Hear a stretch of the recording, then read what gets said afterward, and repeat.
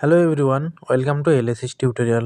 কলকাতা বিশ্ববিদ্যালয়ের ইতিহাস অনার্স এবং পাশের সকল স্টুডেন্টদেরকে এলএসিস টিউটোরিয়াল চ্যানেলে ওয়েলকাম জানাই। আজকের এই ভিডিওটা তোমাদের ফিফথ সেমিস্টার স্টুডেন্টদের জন্য। তোমরা যারা ফিফথ সেমিস্টার ইতিহাস অনার্সের স্টুডেন্ট রয়েছো, তোমাদের জন্য কিন্তু এই ভিডিওটা অনেক গুরুত্বপূর্ণ। তোমাদের যে ডিএসসিসি 12 পেপার রয়েছে, এই পেপারের একটি গুরুত্বপূর্ণ 20 মার্কসের অ্যান্সার এই ভিডিওর মাধ্যমে আমি শেয়ার করে দেবো। অলরেডি আমি তোমাদের এই পেপারে last minute final suggestion post করে দিয়েছি। তোমরা যারা এখনও চেক আউট করোনি, অবশ্যই কিন্তু সেই সাজেশনটা চেক আউট করে নেবে। তোমরা যারা নতুন এসেছো অবশ্যই সাবস্ক্রাইব করে রাখবে। তাহলে আর বেশি দেরি করছি না, সরাসরি আমি মূল ভিডিওতে আসছি।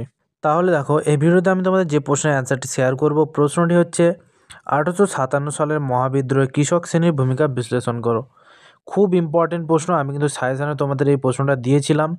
ভেরি ভেরি ইম্পর্টেন্ট প্রশ্ন। এবার আমি অ্যান্সারটি বলছি, এই অ্যান্সারটি তোমরা খাতায় নোট ডাউন করে নেবে। 1857 সালে মহাবিদ্রোহে কৃষকদের ভূমিকা ছিল অত্যন্ত গুরুত্বপূর্ণ এবং বহুমুখী। এটি কেবল সিপাহীদের বিদ্রোহ ছিল না, বরং ব্রিটিশ শাসনের বিরুদ্ধে কৃষক সমাজে দীর্ঘদিনের পুঞ্জীভূত ক্ষোভের বহিঃপ্রকাশ ছিল। ব্রিটিশদের ভূমি রাজস্ব নীতি, শোষণ এবং অর্থনৈতিক চাপ কৃষকদের জীবনকে দুর্বিষহ করে তুলেছিল, যা তাদের এই বিদ্রোহে সক্রিয়ভাবে অংশগ্রহণের মূল কারণ ছিল। কৃষকদের এই ব্যাপক অংশগ্রহণই বিদ্রোহকে একটি সিপাহী বিদ্রোহ থেকে গণ অভ্যুত্থানের রূপ দেয়। ব্রিটিশ ইস্ট ইন্ডিয়া কোম্পানি প্রবর্তিত চিরস্থায়ী বন্দোবস্ত, রায়তারি এবং মহালরি প্রথার কারণে কৃষকদের ওপর উচ্চ হারে করের বোঝানো চাপানো হয়।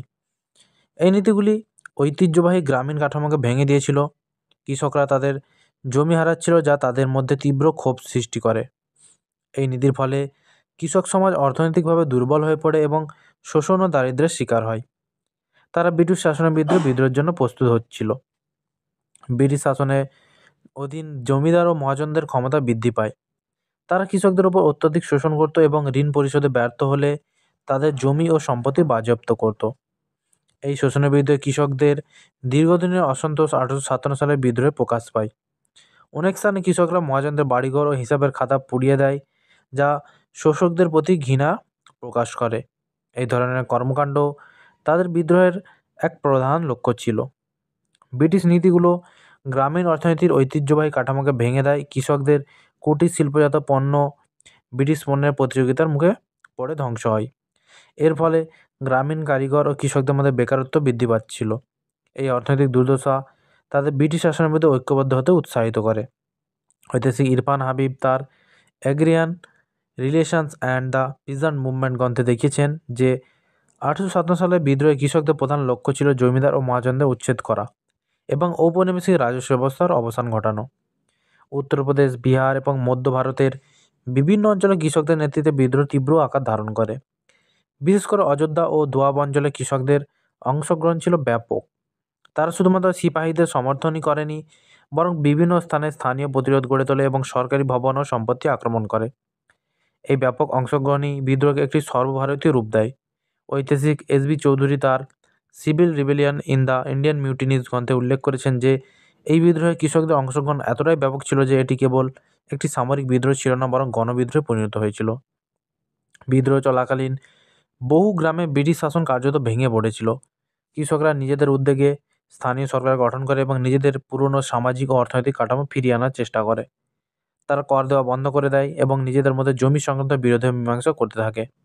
এটি ছিল ব্রিটিশ শাসনের বিরুদ্ধে তাদের সরাসরি প্রত্যাখ্যান।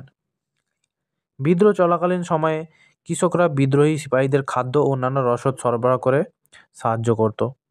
অনেক সময় সিপাহীরা যখন কোনো গ্রামে পৌঁছাতো, তখন কৃষকরা তাদের স্বাগত জানাতো এবং তাদের আশ্রয় দিত।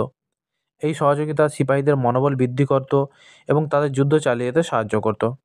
এটি প্রমাণ করে যে সাধারণ জনগণ সামরিক বাহিনীর সাথে কীভাবে একাত্ম হয়ে গিয়েছিল। অনেক সময় কৃষক সরাসরি বিদ্রোহে অংশগ্রহণ করে এবং সিপাহীদের সাথে যুদ্ধ করে। তারা গেরিলা যুদ্ধের কৌশল ব্যবহার করত এবং স্থানীয় ভৌগোলিক জ্ঞান দিয়ে সিপাহীদের সাহায্য করত। কৃষকদের এই সামরিক সহযোগিতা ব্রিটিশ বাহিনীকে প্রতিরোধ করতে গুরুত্বপূর্ণ ভূমিকা পালন করেছিল।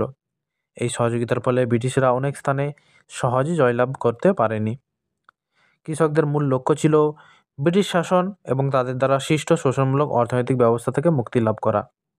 তারা কেবল সিপাহীদের জয় দেখতে চায়নি, বরং নিজেদের অর্থনৈতিক মুক্তি ও পুরনো সামাজিক কাঠামো ফিরিয়ে আনতে চেয়েছিল।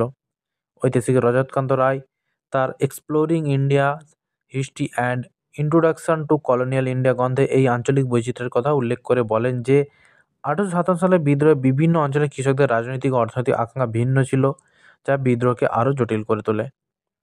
ব্রিটিশদের অর্থনৈতিক নীতির পাশাপাশি তাদের সামাজিক ও ধর্মীয় হস্তক্ষেপও কৃষকদের মধ্যে অসন্তোষ সৃষ্টি করে।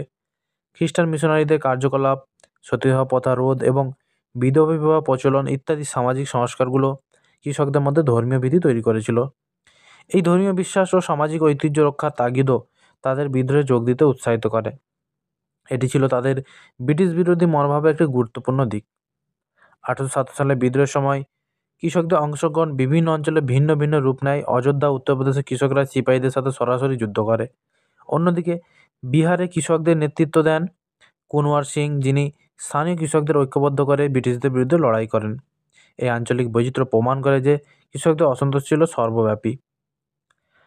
ব্রিটিশরা কঠোর দমন নীতির মাধ্যমে বিদ্রোহ দমন করতে চেয়েছিল। তারা গ্রামগুলো পুড়িয়ে দেয়, কৃষকদের উপর নির্যাতন চালায় এবং বিদ্রোহী কৃষকদের মৃত্যুদণ্ড দেয়। এই কঠোর দমন নীতি কৃষকদের মনোবল ভেঙে দেয়, কিন্তু একসাথে তাদের মধ্যে ব্রিটিশদের প্রতি ঘৃণা আরও বৃদ্ধি পায়। এই দমন নীতি সত্ত্বেও কৃষকরা দীর্ঘদিন পর্যন্ত প্রতিরোধ চালিয়ে গিয়েছিল। কৃষকদের অংশগ্রহণের ব্যাপকতা সত্ত্বেও বিদ্রোহ শেষ পর্যন্ত ব্যর্থ হয়। এর প্রধান কারণ ছিল নেতৃত্বের অভাব, সামরিক কৌশলগত দুর্বলতা এবং ব্রিটিশদের আধুনিক সামরিক সরঞ্জাম। এছাড়া বিদ্রোহের একটি সর্বভারতীয় নেতৃত্বের অভাব ছিল, যার ফলে বিভিন্ন আঞ্চলিক বিদ্রোহের মধ্যে সমন্বয় ছিল না।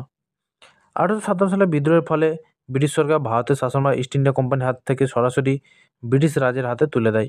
এই ঘটনার পর ব্রিটিশ সরকার তাদের ভূমি রাজস্ব নীতিতে কিছুটা পরিবর্তন আনতে বাধ্য হয়।